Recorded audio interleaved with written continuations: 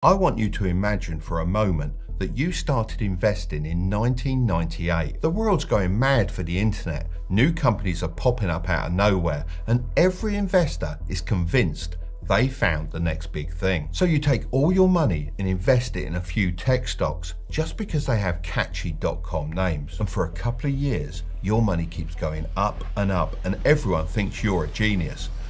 Until the year 2000.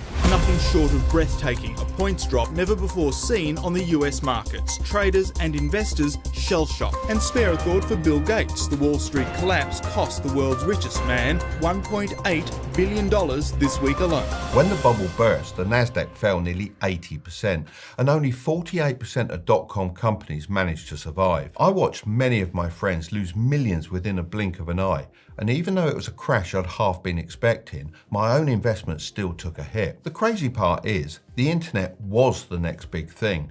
But even then, the overconfidence and hype created one of the biggest bubbles in history. So why am I telling you all this? Well, fast forward to today, and I can't help but feel that same energy again.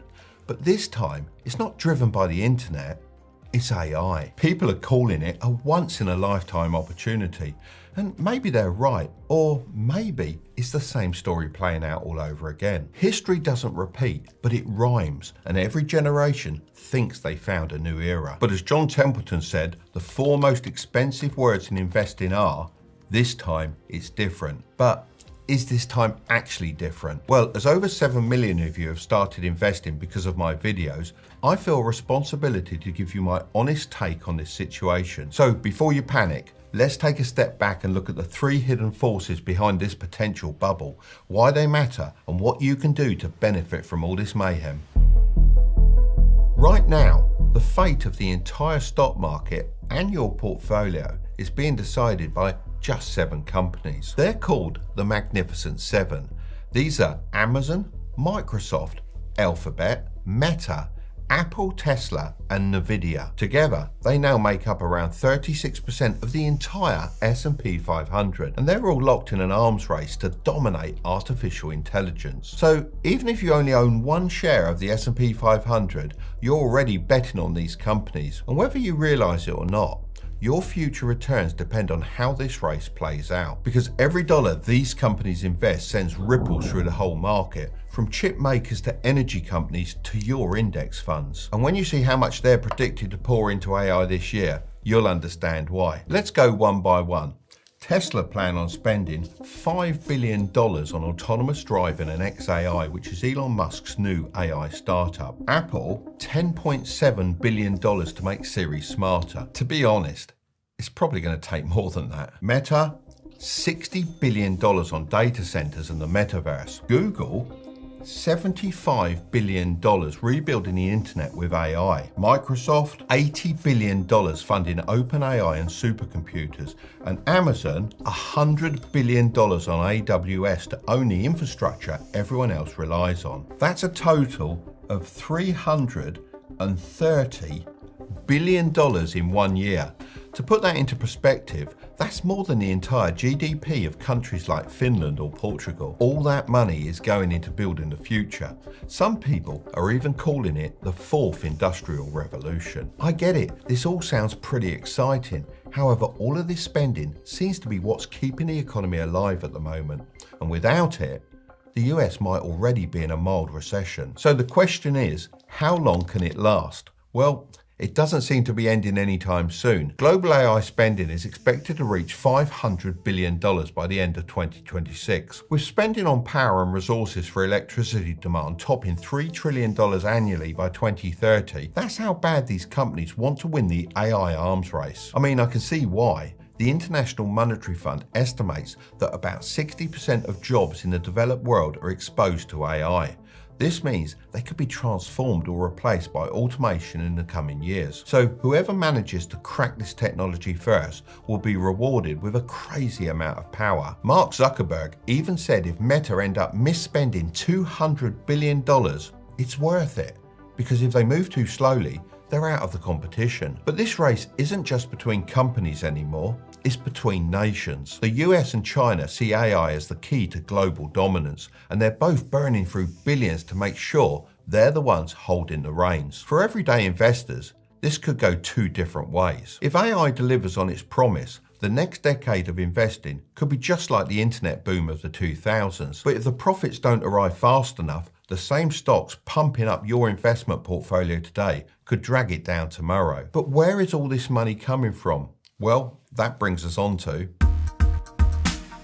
When I first saw what I'm about to show you, my mind was blown. But before we dive in, if you're finding this video useful and you've been subscribed to me for a while, then I just wanted to let you know I'm working on something really exciting that a few of you will be able to try out for free. It's a platform that'll help you grow your wealth. There'll be lots of in-depth videos on there about investing and side hustles, as well as the opportunity to ask me questions directly. So if you'd like to get exclusive early access and the opportunity to try it out for free, then I'll leave a link in the description below where you can sign up to the waitlist. With that said, back to this. It's being referred to as the AI money machine. It's the main reason I'm starting to get worried about the state of the AI industry. So let's rub some of these arrows out and walk you through how it all operates. Intel, AMD and Nvidia are the companies that design the chips that power the AI models. OpenAI and xAI and other smaller players are the companies that buy these chips. Then you have Oracle and CoreWeave. These are the data centers who also buy these chips, then lease out the computing power to the AI companies.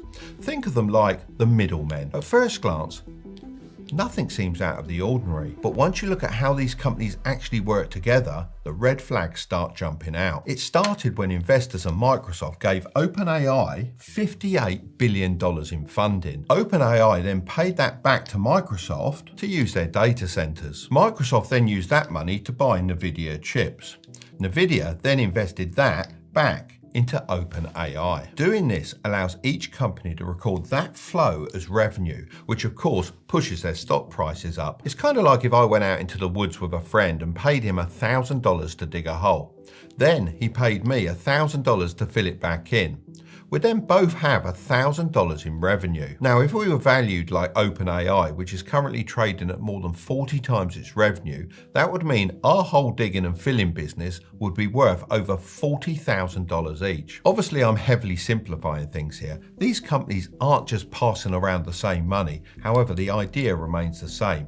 And this has only been getting crazier recently, with OpenAI announcing a deal worth $300 billion with Oracle. After this, Oracle said they would spend tens of billions on Nvidia chips. Then Nvidia agreed to invest up to $100 billion back into OpenAI. But to unlock that investment, OpenAI has to buy more of their chips. Nvidia are definitely the real winners here. Their share price is up 1,600% since ChatGPT launched, and they sell their chips to everyone. I'm talking Microsoft, Meta, Google, Amazon, OpenAI, and even Oracle. Then they invest back into the same companies that buy its products. This is like paying your customers to buy your product, and could be artificially boosting the demand for their chips. Do you see how messy this is all getting? Let me try and simplify it. Nvidia sells the shovels, Oracle provides the land, OpenAI digs the quarry, and they're all helping each other to lure people into the mines, but nobody struck gold yet. I mean, OpenAI is currently valued at $500 billion, but it's only making roughly $12 billion in revenue. It's losing money every month. Now, that's the main problem I see with all of this. AI services are just not making enough money. So will these AI companies ever make the kind of profit needed to justify their stock prices? Well, it is possible, as they do still have some huge levers they can pull. I mean, each week over 700 million people are using ChatGPT. That's a huge amount of attention, and even more importantly, an enormous amount of data about all of us. Imagine when Sam Altman turns on ads and allows companies to use ChatGPT to recommend their products directly inside our conversations. It could be like nothing we've ever seen before. In addition to this, OpenAI has surprisingly announced that it will start to allow erotica in its chats for verified adults, which of course is a huge industry. Not that I know anything about that. On top of that, These AI companies are building systems that are aiming to undercut the human workforce. They're betting that once corporations become dependent on AI, they'll have no choice but to keep paying, no matter the cost. And that's when the AI companies could hike prices sky high and finally cash in. So there's no doubt these AI companies are valuable, but much of that value still depends on one thing: the belief that progress will keep accelerating. And that leads us on to AI has been improving at a breakneck speed for the past couple of years. I mean, we've gone from an AI video that looks like this to this. It's funny that Will Smith eating spaghetti has become one of the ways we now judge AI's improvement. The stock market is relying heavily on the rapid rate of improvement to continue. However, we're not far off hitting something called the data wall. For years, AI has been devouring every scrap of public data available.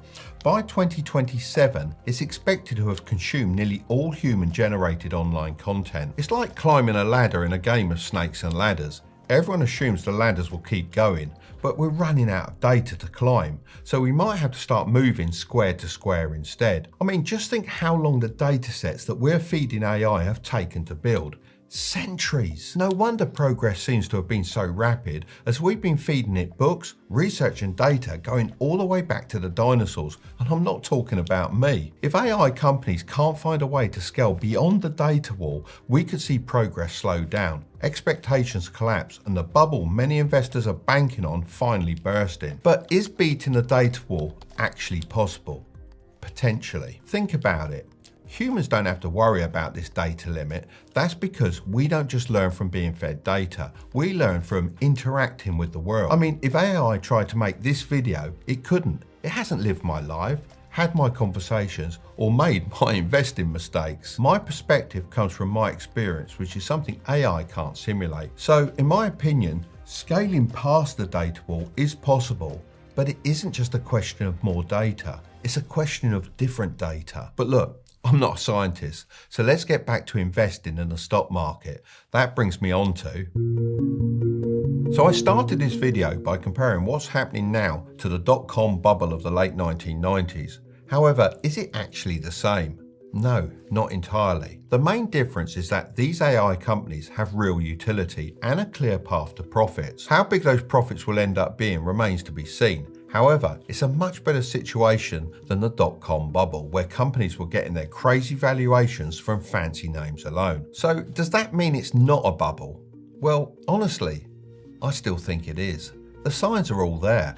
Overvaluation, faking revenue, geopolitical mania and scaling limits. However, there's no way of telling what stage we're in. This could be the start of a decade of crazy investment, or closer to the end than we realise. So what's the best thing to do with your money? Well, I'm not a financial advisor. However, these are the things I'd be focusing on if I were you. Firstly, continuing to invest. If we're at the start of the bubble, then the prices we're seeing right now could seem like bargains in a couple of years' time. That's why it's so important to set up an automatic investment that leaves your account every month and goes into a broad, low-cost index fund. I did this during the dot-com bubble, and although my investments took a hit when the bubble burst, I don't regret a thing, as over time the market bounced back, as historically it always has. The real secret is not to panic when your portfolio goes down. As long as you're investing in an index fund that tracks the overall stock market, then continuing to invest for a crash could be the best thing you ever do. That's how I ended up making millions from the dot-com bubble bursting. But in order to do this, you need to make sure you're not in debt or over leveraging yourself. This is exactly why my friends lost millions while I was able to keep investing. The next thing I'd do is use the link in the description to sign up for free early access of my new wealth building platform, so you can ask me questions directly. I'm only joking, but seriously, you should do it. Secondly, focus on increasing your income. Your income is the fuel you're using to grow your wealth. So if you can increase it by getting a promotion or starting a side hustle, then that's going to supercharge your returns, especially if you can do this while the stock market's falling, because you'll be picking up some bargains. Thirdly, focus on diversification. Putting all your money into one type of investment is a recipe for disaster. The key to surviving market bubbles is diversification. This means spreading your money across different types of assets. My portfolio includes stocks, bonds, precious metals like gold, real estate, and even cryptocurrency. It's also worth considering dividend-paying stocks, as they actually perform well during downturns because they generate passive income even when prices are low. Just remember, this bubble bursting won't be the end of the world. If you understand situations like this, then you won't be the one panicking, and you'll be the one taking advantage of the opportunities while everyone else is running for the exit. If you want to learn how to benefit from a recession, then I'm going to leave that video right up there, but don't click on it just yet. Make sure to subscribe if you want to grow your wealth, okay? I'll see you over there.